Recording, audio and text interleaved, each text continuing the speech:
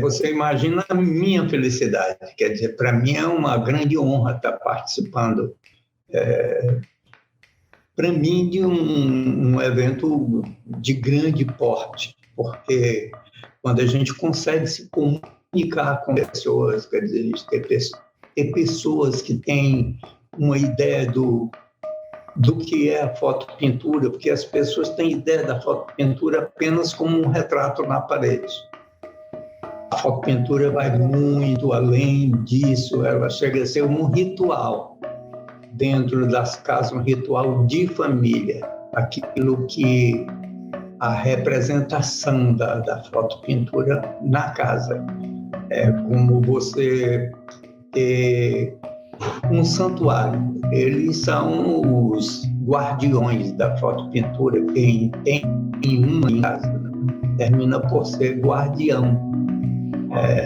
Por isso que a gente vê com essa importância, trata com tanto cuidado aquilo que seria a fotopintura, não como representação, mas como atividade, não como um adereço na parede, mas como um documento de reencarnação do ser. Ele não morre, ele continua ali, porque é a própria fotopintura, é a história dela. Bom, em primeiro lugar, agradecer a vocês a oportunidade e falar de fotopintura, para mim, sempre é algo maravilhoso, porque eu estou falando da minha vida. É uma vida toda de dedicação a alguma coisa que eu escolhi. A gente tem um relacionamento muito próximo, Júlio Santos e a fotopintura. Uma questão de paixão e necessidade, e a gente juntou as duas coisas. Eu vou começar da minha vida dentro da fotopintura. Eu vivi em um mosteiro beneditino no interior de Pernambuco, em Garanhuns, para ser monge, porque tinha havido um problema na nossa família, a separação dos pais, a nossa mãe nos deixou e a gente ficou assim, e os filhos foram separados e eu fui para um mosteiro. Eu tinha 10 anos de idade. Vocês já tiveram ano e pode calcular que é uma criança de 10 anos dentro de um mosteiro beneditino, uma clausura. É muito complicado. Então, eu vim passar férias aqui em Fortaleza e encontrei o meu pai montando um ateliê de fotopintura. E vi os cavaletes, aquela montado, e chamei o meu pai e disse que não queria mais voltar para o mosteiro. E aí ele protelou ainda, dizendo que seria o meu futuro. Eu digo, pai, o meu futuro dentro de um mosteiro beneditino. Aí ele foi e disse o seguinte, não, que você fica à vontade, assim como você que sabe. Então, eu resolvi que, a partir daquele momento, tinha valido a pena a decisão minha e a decisão do meu pai me dar a oportunidade de ser uma criança. Mas também tinha me dado uma responsabilidade e eu precisava provar a ele que tinha valido a pena. Então, naquela noite, eu resolvi o seguinte, que eu não seria monge beneditino, mas seria monge da fotopintura. E aí eu dediquei minha vida toda. Se você me pergunta se eu tinha talento nenhum, eu era um menino normal como qualquer outro, eu só queria brincar, estar com os outros, com as outras crianças. Porém, a partir daquele momento, como o estúdio começaram a chegar os artistas que eram de fora, advindo dos outros estúdios que eram muito grandes, e todos artistas renomados, né? Eu entendi que eles eram grandes desenhistas, grandes pintores e além do mais, eram fotopintores renomados, né? Aí eu passei a estudar tudo que dissesse respeito ao assunto. Passei a fazer todos os cursos de desenho e tudo, e quando eu tinha 16 anos, eu já tinha a liderança desse estúdio cheio de grandes artistas. Eu já trabalhava em câmara escura, já reproduzia, já contornava, já retocava, fazia roupa, afinava, que é uma sequência, porque a fotopintura ela é tida, um estúdio trabalha em linha de produção. Cada pessoa faz uma etapa da fotopintura. Só alguns artistas aqui fazem tudo dentro da profissão. Os primeiros artistas de fotopintura do começo do século XX, todos eles assinavam, você vai ver onde você encontra uma fotopintura assinada por ele, ou aqui acima do ombro, ou a parte da roupa, é que ele era um artista individual e que trabalhava para algum foto ou estúdio. E aí ele se achava no direito de assinar a fotopintura. Já a fotopintura feita em estúdio, ela não podia ser assinada porque era feita por N mãos. Eram muitas mãos e muitos olhares. O olhar de um roupeiro, o olhar de um retocador, o olhar de um afinador, passava pela reprodução, pela ampliação, pelo contorno, que hoje o Ciro sabe o que é o contorno. Então, daí começa a minha saga dentro do estúdio. E eu comecei a sentir orgulho do que eu fazia, porque os artistas, eles, no fim de semana, pegavam os retratos da família deles, retrato às vezes deles com a esposa, e trazia para mim fazer a fotopintura deles, porque eles achavam o meu trabalho interessante. Então, começa o meu trabalho de verdade. Então, eu tive um ciclo dentro do estúdio do meu pai, onde a gente, para você ter uma ideia do que seria um estúdio de fotopintura, ele produzia no estúdio do meu pai em torno de entre 2.400 a 3.000 fotopinturas por mês. Isso dava em torno entre 600, 700 fotopintura por semana.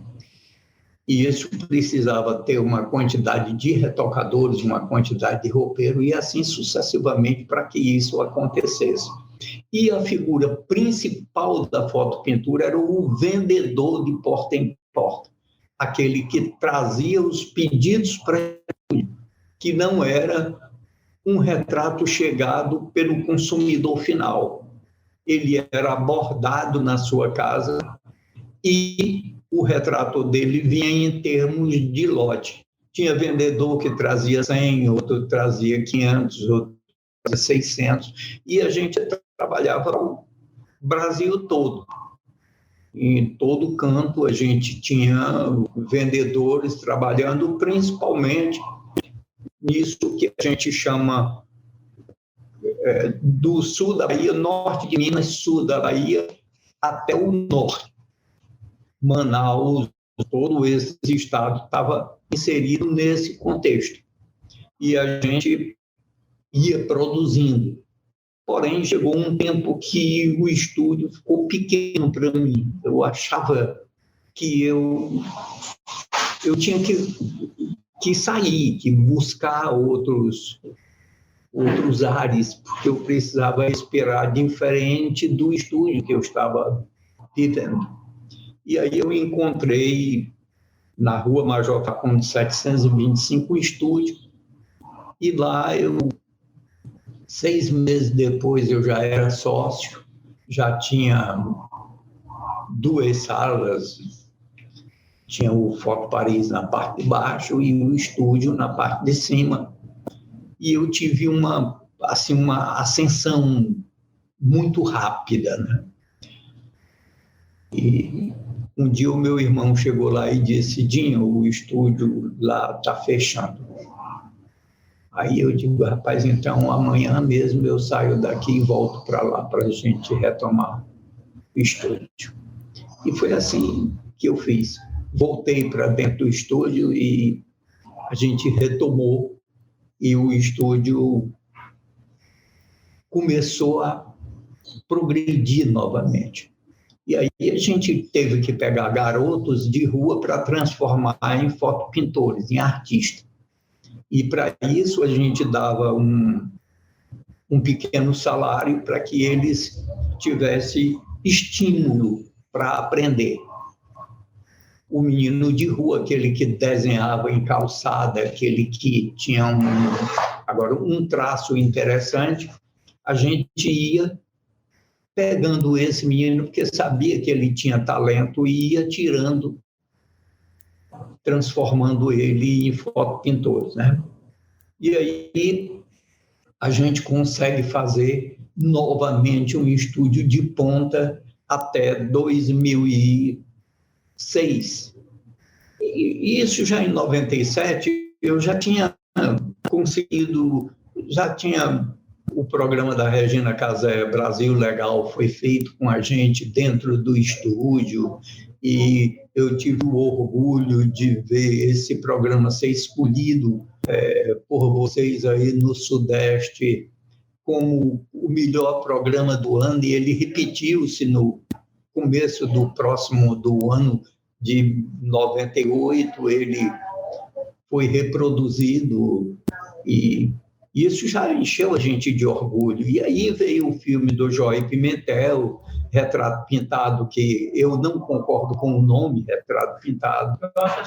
E aí vieram as outras coisas, né, que foram agregando. Em 2006, eu fui levado para o Dragão do Mar para trabalhar 3 meses com de fotopintores, mostrando ao público turista, aquele pessoal, como se fazia fotopintura.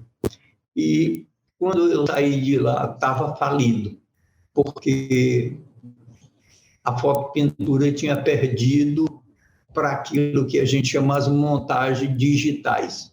Tinha entrado o Photoshop e as pessoas estavam montando uma roupa vamos dizer, do Janequine. Botava numa outra pessoa e eram montagens, roupa de aquilo que fazia pintando à mão, tinha perdido o encantamento. E aí tinha dado lugar à frieza da máquina. E aí eu reuni o pessoal, eu tinha algumas coisas que eu tinha conseguido, vendi e indenizei os meninos que trabalhavam com a gente e fui tocar a vida sozinho. E eu tinha dito uma vez na imprensa, o pessoal provocando esse tipo de coisa, e eu disse que no dia que Photoshop ele me perturbasse, eu ia para trás do computador e ia fazer melhor do que todo mundo. Quer dizer, era uma pretensão, mas um discurso apenas. Eu não conhecia, era uma máquina que eu não tinha como trocar isso por mim pelo mouse. Como olhar aquela paleta de tinta que estava ali, tudo virtual, com uma mesa cheia de caixa de tinta de todo tipo, pigmento a óleo e pigmento sólido, pastel seco. Bom, era tudo muito diferente. Porém, um sobrinho da minha mulher me levou para mostrar na casa dele como funcionaria. Eu repelia eu não queria aceitar Eu achava que eu fui derrotado por uma... Não é possível, não é? Mas quando eu cheguei lá, que ele pegou um original do no scanner e passou para a tela, que cresceu aquela imagem, renunciou, pôs no tamanho. Ele pegou uma canetinha, recortou, e eu espero um dia poder levar para vocês, ou vocês verem, que era um retrato contornado em preto e branco, para você tirar com o guache aquilo tudo e deixar só na cabeça para você, quando ampliasse, aquilo vir vazado no ponto de você pintar uma nova roupa e tudo. Quando eu vi aquilo, eu achei que aquilo parecia mágica, não é possível. Ou esse cara me hipnotizou, ou está fazendo algo aqui que não. Então, eu me interessei. E aí passei, em vez de ir para ele lá, na casa dele apenas de noite, eu passei nos sábados, domingo pela manhã, e passei a perturbar a vida do cara. E aí, com um mês depois, eu estava fazendo minha primeira foto-pintura digital. E aí foi um pulo, porque eu não estava fazendo montagem, eu estava fazendo foto-pintura digital. E aí eu fui apresentado ao mundo por algumas desses seres que aparecem na nossa vida, que a gente não consegue entender. Eles simplesmente aparecem, nos dão a mão, nos carregam no colo e transformam a nossa vida. Então, eu tive Roselina Kagawa, eu tive Valéria Laena, eu tive Cristiane Parente, eu tive... Essas pessoas, elas, no fundo, transformaram a minha vida. Já em 2011, eu já estava trabalhando para os outros estados, já sabia, já tinha ido dar palestra em São Paulo, já estava expondo na Pinacoteca de São Paulo, e daí eu saí para expor na China, ou se nos Estados Unidos. Fui escolhido entre os 25 artistas que representaram o Brasil em Bruxelas, na Bélgica. E aí foi assim uma coisa meteórica, né? Aconteceu de forma tão inesperada na minha vida que eu não conseguia entender. E num desses momentos me aparece o Ciro, esse menino que vocês conhecem, maravilhoso, e que para mim é como um irmão, uma criatura super bacana, um menino que a gente hoje, vocês, os jovens, dizem assim, é uma pessoa do bem. O Ciro representa esse bem, ele faz uma análise da própria imagem dele, ele usa o seu eu superior muito intensamente. Quer dizer, tem muita gente que faz exatamente o inverso, não é? E aí a minha vida virou tudo isso que vocês podem imaginar. Na fotopintura, quando ela era feita completamente de forma analógica, e hoje que ela é feita de forma digital. Eu nunca paro na fotopintura, assim, porque as pessoas perguntam sempre, as pessoas gostam de traçar um paralelo entre uma coisa e outra. Como foi a sua chegada? Foi normal, igual a minha chegada na fotopintura, normal. Um cavalete, vamos dizer, digital apenas. O monitor é apenas um cavalete diferente. Nele tem tudo que você possa imaginar que existe num cavalete de fotopintura. Tudo está ali. Quando você trabalha no cavalete, você trabalha com as mãos dentro da tinta.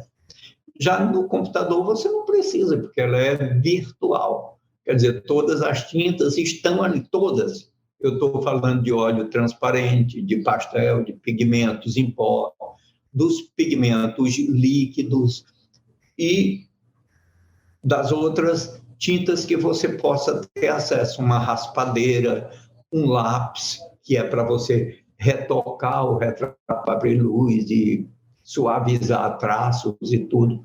A gente trabalhava com todo esse material.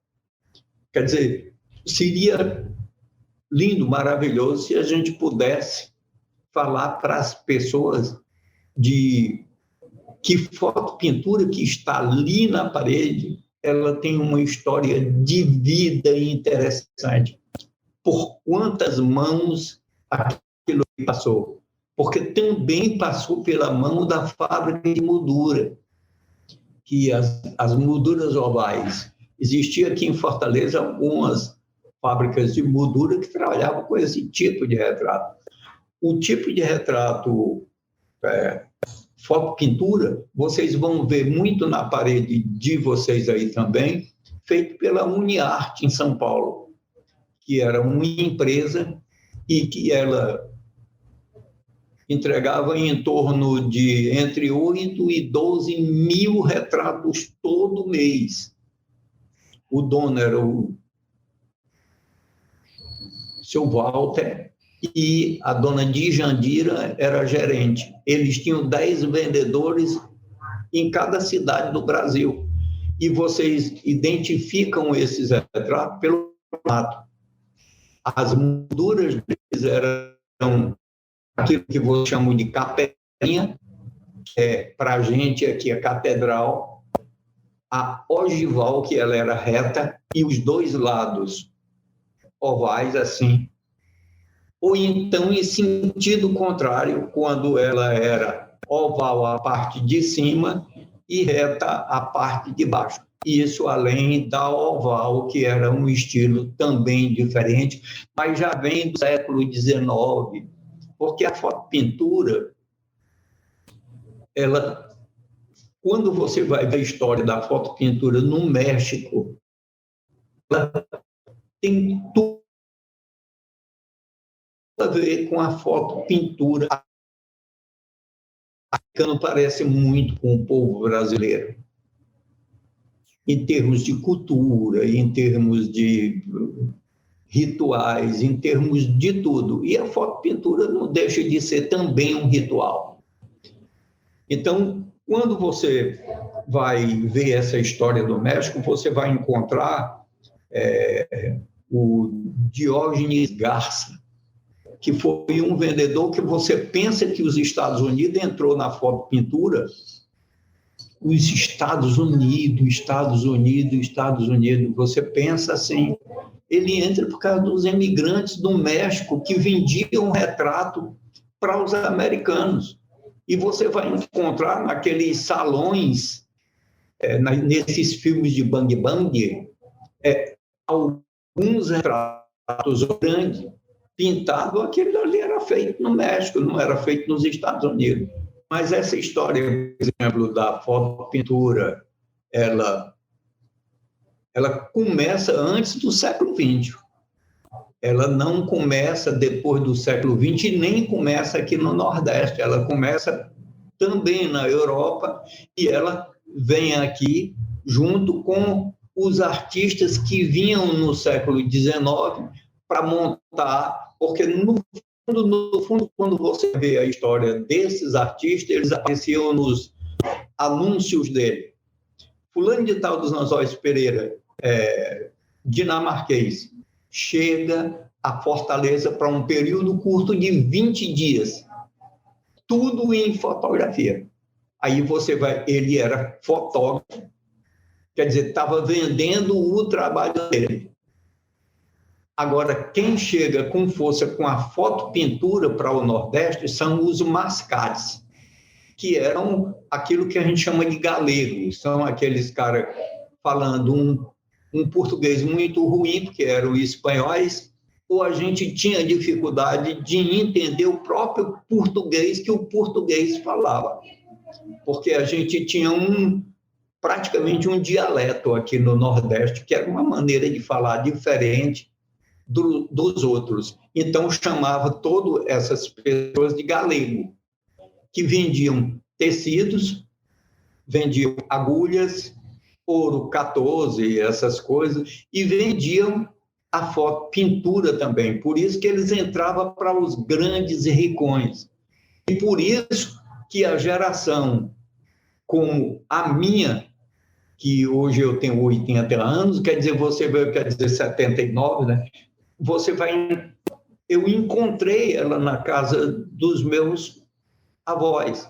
Quer dizer, se eu já encontrei essas fotos pinturas na casa dos meus avós, ela já existia de décadas. E eles falam de outras décadas para trás. Quer dizer, você vai ver que ela não aconteceu na geração de 50. A geração de 50 foi a força da fotopintura. Era onde você tinha, aqui em Fortaleza, 50 estúdios. Você tinha, por exemplo, aqui o Amirel, na década de 40, que tinha 70 homens pintando retrato. Isso no centro da cidade. É brincadeira, 70 artistas dentro de um estúdio. Você imagina quanto esses caras produziam para o país todo de fotopintura. Então, era algo grandioso, porque você estava vendendo sonhos para as pessoas. Era muito comum o vendedor bater palma na tua porta e dizer que a pessoa, o que é que o senhor quer? Ele dizia, não, eu estou vendendo sonhos. Sonhos? Quem é que quer comprar sonhos? Ele disse, não, você não quer comprar, eu é que quero lhe vender. Todo mundo tem um sonho e eu vou lhe mostrar qual é o seu sonho. Ele pegava aquelas portas que a pessoa tinha, que era uma banda em cima, outra embaixo, abria, entrava, sentou-se e acabou. Estava resolvido, porque ele ia vender um sonho, ele ia transformar a pessoa. Ele ia botar adereço na pessoa, ele ia botar uma roupa que não existia, ele ia botar terno em alguém que nunca usou um terno. Então, o vendedor é uma figura extremamente importante dentro desse trabalho. E ele vem do final do século XIX, quando você vai encontrar essas figuras aqui no Brasil, na Europa, e vai encontrar eles nos Estados Unidos como imigrantes cubanos, que era onde tinha a maioria dos estúdios no México. E aí, Porto Rico, Cuba, que eram grandes consumidores de fotopintura. Ainda hoje você encontra essas fotopinturas nesses locais. Ela não é uma coisa que me incomoda quando eu escuto as pessoas dizer o seguinte, que isso a fotopintura é uma coisa que do Nordeste. Do Nordeste, não é do Nordeste, ela é do mundo aonde a fotografia chegou posteriormente, chega a fotografia. Ela chega com muita força aqui na década de 30, em função daquilo que a gente chamava do 3x4, de fotografia para documento. Tem escritor, ou melhor, tem historiador que diz coisa meio absurda, como, por exemplo, o sujeito diz que a fotopintura as pessoas não sorriam, eram pessoas sérias e frontal, porque os santos, você não encontra nenhum santo sorrindo.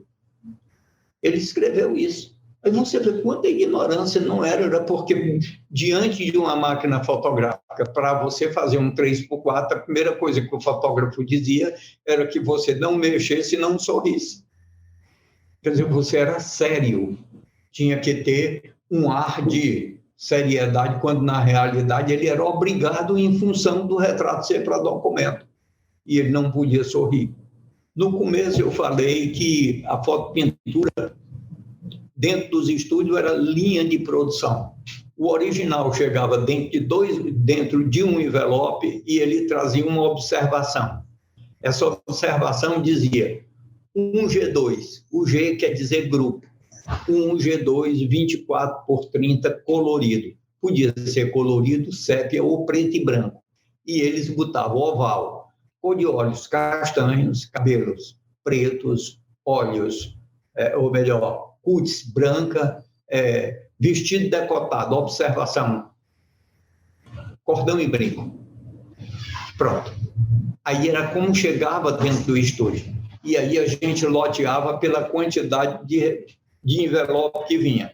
Lote 25, pedido. Você botava pedido 110. Por quê? Porque naquele ano tinha entrado 110 lotes dentro do estúdio.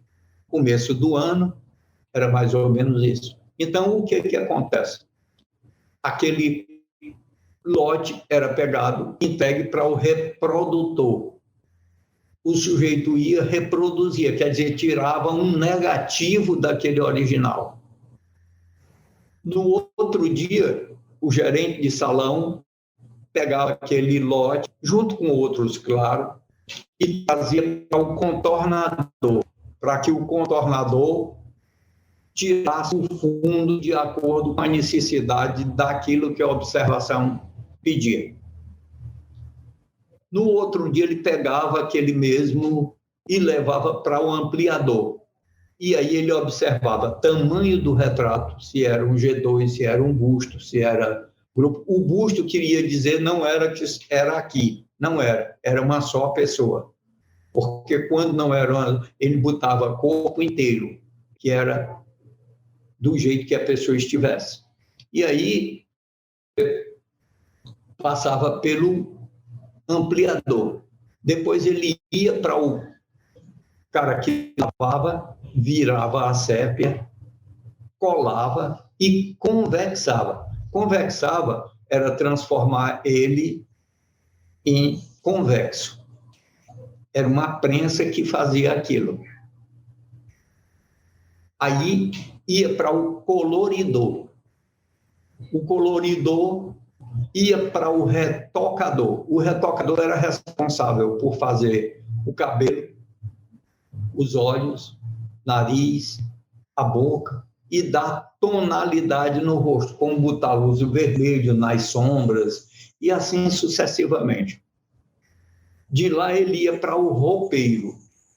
O roupeiro botava, se fosse paletó, gravata, vestido estampado, cordão, brinco, colar, coisa semelhante.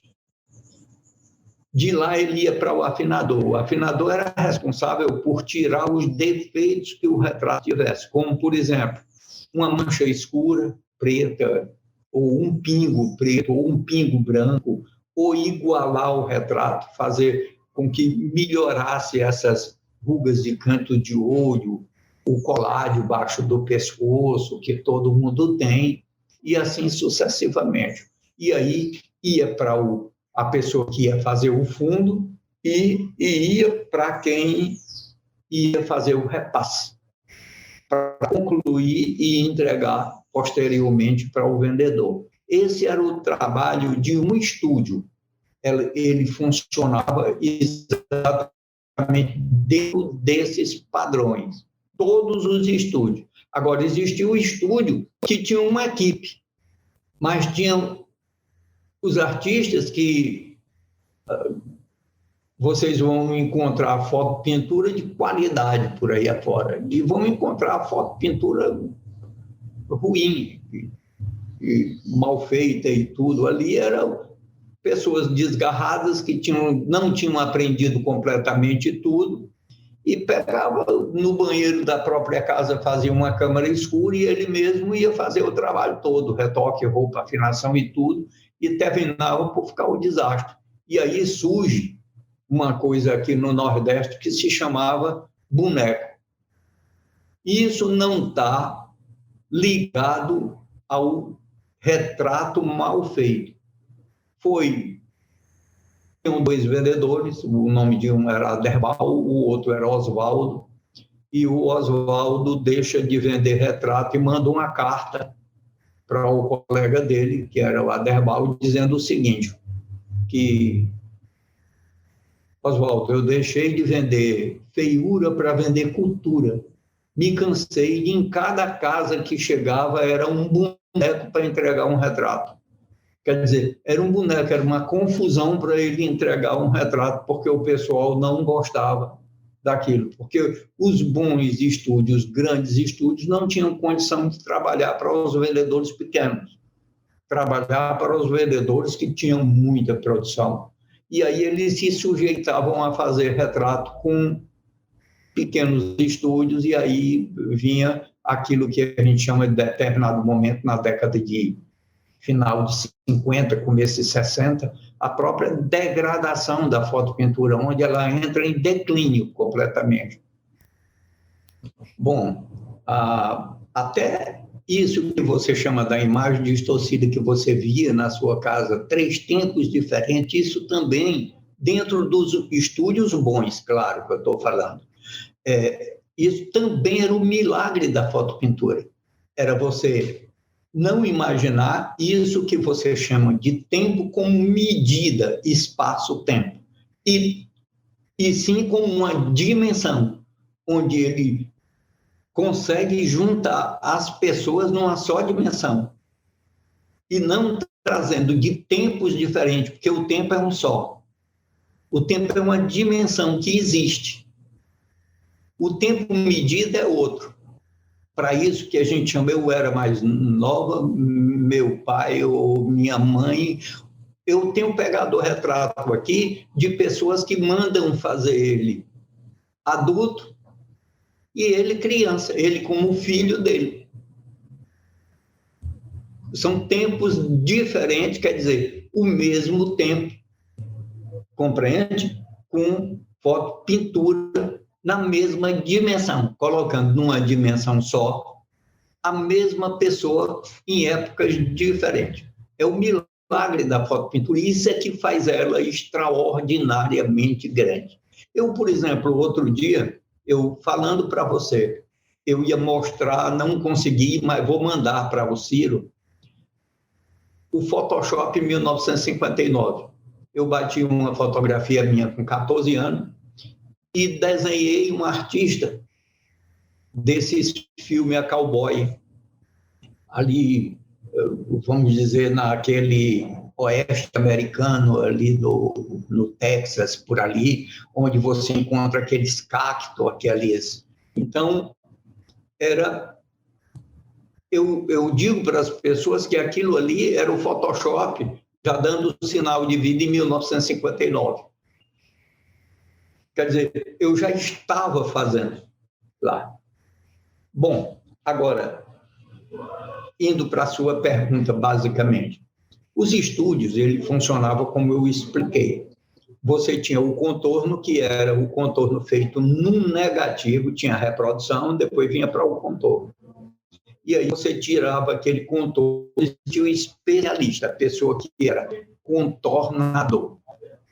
Ali ele tirava o contorno negativo e ia para o ampliador, que trabalhava dentro da câmara escura, fazendo uma ampliação do tamanho que fosse pedida pelo cliente. De lá, ela ia para colagem, convexagem e colorido, para depois ir para o cavalete. Eu me apaixonei sempre pelo cavalete. Passei por todas as outras etapas. Porém, eu me apaixonei pelo cavalete. O retoque, a roupa e a afinação. Porque era algo que lidava com o ser, com a pessoa. Me encantava aquilo. Fazer a pessoa mais bonito, melhor. Tentar transformar o cabelo do jeito que eu quisesse e imaginasse. Contanto que eu desse um aspecto melhor à pessoa. E era assim que as pessoas gostavam. Pegava e ia lá para o meu pai e dizia, manda aquele menino fazer os meus retratos. Porque ele estava vendo que eu estava fazendo as coisas daquele jeito que eles gostariam que fosse feito. Eu não admitia correr num retrato. Você pegar e ter que fazer 30 retoques num dia. Eu preferia fazer 10 super bem feito. E existe um fato que um dia, se vocês tiverem contato com o meu irmão, que trabalhou também no mesmo estúdio que eu trabalhava, e eu estou vendo se consigo levar ele lá para o Dragão do Mar também. E aí ele fazia tudo correndo, porque ele queria era ter produção, ganhar dinheiro. E aí, quando era de tarde, o repassador chegava e dizia assim: esse não presta, esse não presta, esse não presta, esse não presta. E separava os que não prestavam, quer dizer, num controle de qualidade. O repassador fazia isso. E aí voltava para o cavalete deles e eles ficavam com raiva. Aí eu dizia: se me der, em cada 3 me der um, aí eu ajeito. Ele conta isso para todo mundo como que eu estivesse fazendo um mal, quando na realidade eu estava, era o quê? Consertando o trabalho deles, eu estava deixando de produzir, mas no fundo eu adorava eles fazerem porqueira, porque eu pegava as porqueiras deles que já estava metade feito, consertava e ganhava o meu dinheiro sem ter que fazer retrato novo. Então, e eu ia com isso aprendendo. É tanto que dentro do estúdio só vinha para mim retrato super ruim. Porque você só aprende no ruim, você não aprende no bom. Pegar um retrato bom, quem vai aprender o que num retrato bom? Não tem nada para fazer, está feito.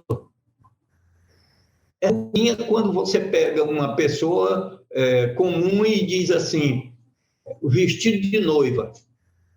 Aí o cara de coisa, um paletó branco, com um smoke e tal, com não sei o quê, aquilo que é retrato ruim, porque você vai ter que criar uma noiva dentro daquilo. E foi aí que eu me especializei, naquilo que ninguém queria fazer, era o que eu queria. Então, isso me deu, agora fazer a oportunidade de crescer dentro da profissão. Eu fiquei bem melhor do que o que poderia ser em função dessas coisas. Eu tenho dito assim, tudo que eu quis na minha vida nunca aconteceu. Não, a partir da minha... Como que isso foi tramado por quem? O Ciro está no mesmo tempo, no mesmo local, no mesmo dia que eu estava lá, ter vindo para a coisa. E hoje a gente tem uma convivência, quer dizer, a gente não consegue entender certas coisas que acontecem na nossa vida porque elas estão fora daquilo que a gente chama de normalidade. Aquilo que a gente relaciona como cotidiano, como normal, como possível. Não, elas vão acontecer. E acontecem no tempo certo, no local certo, no dia certo. Não tem isso que você possa imaginar, que não é assim que funciona. Eu sou uma pessoa assim, muito exigente comigo. Eu sou uma pessoa, as pessoas, alguns, eu não gosto desse nome, porque até parece que dizem assim, que você é perfeccionista. Eu acho que quando você é perfeccionista, é doente, precisa se tratar. Aí eu prefiro achar que eu busco, a minha busca. Eu acredito, todos nós somos alpinistas da vida e escolhemos um monte que você está querendo escalar. O meu, eu escolhi o mais alto que tinha. Estou fazendo um esforço danado para chegar no topo, porque eu quero um dia ter o prazer de olhar assim em volta e ver a base da montanha que eu escalei e ver os transeuntes, o passado delas, o presente delas e o futuro, o que vai acontecer na vida dela, porque eu estou vendo todo o espaço que eles vão ter que caminhar, o que vai acontecer para me poder, de alguma forma, me comunicar com eles, chamando a atenção para que eles não caiam naquele buraco que está se apresentando na frente deles. Então, a vida é uma experiência, essa subida na foto, pintura não é diferente. Você pega um retrato, faz o colorido, leva para o cavalete, você tem uma nova experiência quando você dá um semblante. Você pega uma pessoa que você nota que a pessoa está triste e você dá um semblante mais alegre nele. Você já imaginou o milagre que você transformou? Quer dizer, o que o Ciro faz com a psicologia, você na fotopintura tem que também fazer uma análise daquilo que você está na sua frente. Aquela pessoa, como ela pensa aquilo, o que ela gostaria de ter na parede dela, como representatividade da vida dela e para os outros. Então, a fotopintura tem esse poder, essa magia, esse lado hipnótico dela, que leva a gente a tantas coisas dentro daquilo. E seguindo na linha de produção, aí você vai para a roupa. Uma pessoa te pede uma roupa estampada. Pense na alegria de você vestir uma pessoa que não foi a um esteticida, que não foi a um desfile de moda, e você cria uma roupa para ela. A alegria que eu tive com o Ciro de pegar meninos se fotografando de forma absurda para os padrões de estúdio antigo ou de foto antigo, eles fazendo as poses mais absurdas do momento para ser pintado de uma forma do meio do século XX. Quer dizer, há quase um século atrás. Você traz as roupas para eles agora. Uma forma de vesti-los completamente diferente. E de tratar aquela imagem dentro dos padrões deles atuais, para que isso não crie uma desarmonia, que isso continue sendo harmônico. É isso que acontece, é o milagre da fotopintura, ela consegue fazer isso. Ela consegue levar você por esses caminhos, por isso que vocês jovens chamam de viagem. Essa viagem fantástica que você pode fazer a partir de um retrato comum. E isso, para mim, é magnífico. Você pegar um lápis, simplesmente um lápis, e você polui em um retrato a partir do momento que você retoca a chapa.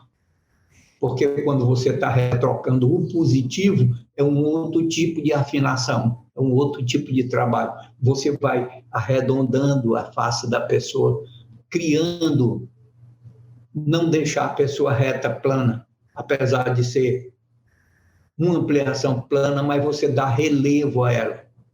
Você põe luz, põe sombra, dá profundidade. Você cria espaço. Eu pensei que vocês iam me perguntar também sobre aquele fundo dos retratos com aquilo que eu ponho no meus retratos, que é tipo uma garatuja. Aquilo dali são fotografias que vieram do começo do século XX. Se atribui, e alguns dos artistas que viram no estudo do meu pai diziam o seguinte, que aquilo era uma forma de você elevar aquele ser para o céu. Então, você criava algumas nuvens no fundo do retrato. Eu continuo fazendo, porque aquilo seria como uma digital para mim. Os meus retratos têm que ter aquilo dali. É como uma digital. Mas era uma forma de você, por exemplo, todo mundo tinha medo de ir para o inferno. Então, todo mundo queria estar no céu. Então, os fotopintores criavam um fundo que parecia com um céu, alguma coisa ligada a uma nuvem. Quer dizer, era uma forma de angelicalização. Você estava criando uma santificação para a pessoa. Por exemplo, o meu sobrenome. O meu nome, eu digo para as pessoas, não tem pedigree, porque o meu nome é Júlio Francisco dos Santos. Quer dizer, quando meus parentes meus ancestrais botaram o nome de santo, se você vai em busca, você não encontra uma família X tradicional que tenha sobrenome de santo. Mas você botava porque um dia você ia precisar ser ajudado quando tivesse longe do céu, você teria um santo para lhe puxar para lá. Seria uma maneira. Mas é tudo que você falar, tudo que você buscar, termina te levando para a fotopintura. Ou termina levando você a gostar mais daquilo que é a fotopintura em si. Eu acho que eu vivi minha vida todinha me preparando exatamente para esses momentos. Eu hoje, por exemplo, eu também, além da fotopintura, se você quiser um retrato seu pintado pelo Vicente Van Gogh, eu faço. Se quiser pelo Rembrandt, eu faço também. E não é usando a inteligência artificial, é a minha mesmo. É pincel mesmo. É usando um pincel e pintando. No dia que vocês quiserem, eu mando um aí para vocês verem como. E não é difícil, não precisa a inteligência artificial, porque eu vou me preparando para as etapas. Hoje eu trabalho no Dragão do Mar, mostrando às pessoas máquinas de 107 anos de idade, que eu tenho uma lá, tenho máquinas analógicas de todo tipo, porque eles só conhecem um celular.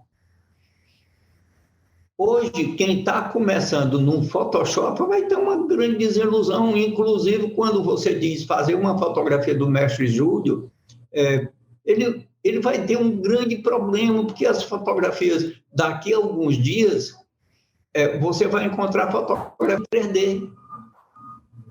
Então, como fazer uma fotopintura em 3D? Você vai fazer um outro trabalho artístico em 3D. Então, eu não tenho essa preocupação, até porque você imagina o seguinte, hoje, com quase 80 anos de idade, eu estou preocupado com tecnologia. A minha, por exemplo, preocupação foi quando eu tive que levar a minha técnica para usar uma tecnologia diferente da do cavalete. Então, eu me preparei para que isso acontecesse. Eu vou dizer uma coisa sem nenhuma coisa de ser... Mas eu me preparei para ser o melhor. Lutei. E ainda luto hoje. Se eu vou fazer um retrato aqui, eu fico como se tivesse 20 pessoas aqui atrás de mim, e para mim mesmo, no meu aqui, inconsciente, eu vou falando comigo. Olha, o melhor jeito de fazer esse aqui. Você faz superexposição, põe X disso, faz isso, isso, isso. O colorido, você só consegue com perfeição se for assim, assim, como que eu estivesse dando aula para outras pessoas. Porque eu vou absorvendo a aula que eu estou dando para os outros, eu vou absorvendo também. Eu vou fazendo uma dissertação para mim do meu trabalho, para mim poder tirar dele o máximo que eu posso, porque o público vai ficando exigente. A gente, às vezes, pensa que fez o máximo e quando chega lá, ele olha, vixe, eu queria que mudasse. Claro, traga, eu digo para o Ciro assim, cara, nunca discuta. Ele tem razão, mande que eu quero repetir, porque eu só aprendo repetindo. Se eu não repetir, se eu não fizer de novo, o que sou eu? Eu vou... Quer dizer, eu estou preocupado com a inteligência artificial. Você imagina assim, que daqui a 100 anos, o que os nossos descendentes vão pensar da gente? Eles vão sorrir. Claro que não vai mais existir barra, não vai existir essas coisas, mas existem recantos onde eles vão estar recolhidos e sorrindo da geração de hoje. Disso que a gente está falando. Porque você vai entrar na sua casa e você vai encontrar o piso inteligente. Como hoje você chega no hotel, você não precisa clicar para acender a luz. Você vai passando e ela acende. Você pega na porta, passa um cartão e ela abre. Você não precisa de uma chave absurda. Você pega hoje um colchão, ele quente ou frio de acordo com o tempo. Então, a inteligência vai servir para isso, não vai ser robô que vai servir a gente como uma casta. Isso esquece. O que vai ser inteligente serão as coisas, porque o ser humano nunca vai ser superado. Você não vai encontrar um ser humano, uma máquina inteligente para competir com o ser humano. Não, isso não faz sentido. O que faz sentido é a máquina trabalhar para que o ser humano se transforme, continue sendo humano e aprenda a ser humano, que ele nunca aprendeu. O ser humano, ele não consegue ser humano nunca. E isso, sim, é que a gente vai aprender com a máquina, é ser humano. Porque a máquina não vai ser humano nunca. Ela vai ser uma inteligência artificial e que vai ser, para isso, um piso inteligente que te leve para isso. Uma geladeira inteligente que faça isso nos produtos que você comprar, eles congelarão em função da inteligência artificial que vai estar ali. O clima vai mudar dentro da tua casa de forma inteligente pela inteligência artificial que está lá. Mas a arte, ela nunca vai ser superada, porque as tecnologias elas serão apenas usadas para que a técnica passada não é diferente. Você, por exemplo, quando eu falo de estúdio, você basta fazer uma viagem para dentro de um grande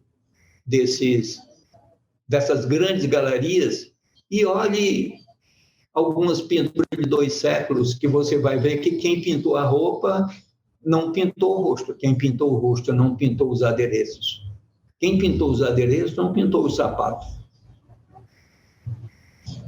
Miguel Ângelo, ele tinha 18 escravos, os servos, para desbastar o mármore de Carrara que ele ia esculpir. Ele apenas riscava onde eles iriam desbastando. Quantas mãos trabalharam lá? Numa escultura que você acha lindo, só tem a assinatura do Miguel Ângelo. Então, cara, eu juro por Deus, como eu não tenho a menor preocupação, porque cada retrato que eu entrego às pessoas aqui ficam encantadas pelos encantamentos que a fotopintura possui. Ela é, se não é bonita, se não é bela, é encantadora. E ninguém tira esse encantamento de uma fotopintura, nem de arte nenhuma. A tua arte será sempre encantadora. Só depende daquilo que você derrama em cima dela. Derrame o seu máximo. Derrame a sua essência mais sublime, aquilo que você possa imaginar. Esqueça Deus nesse assunto, esqueça mestres ascensionados, esqueça orixás, esqueça espírito. Cara, todos eles habitam você porque você é a essência do mundo, você é o universo. Então você é lindo, maravilhoso, encantador e ninguém tira esse encantamento. E inteligência nenhuma vai superar isso porque ela é obra do ser humano. Obrigado do fundo do coração. Que agora fazer como outro. Aqui no Nordeste a gente diz que Deus proteja muito vocês. Eu desejo para vocês assim um prisma de luz, de muitas cores, e que vocês sejam preenchidos por essa energia que ninguém sabe de onde vem, nem para onde vai, mas que é tão importante na nossa vida.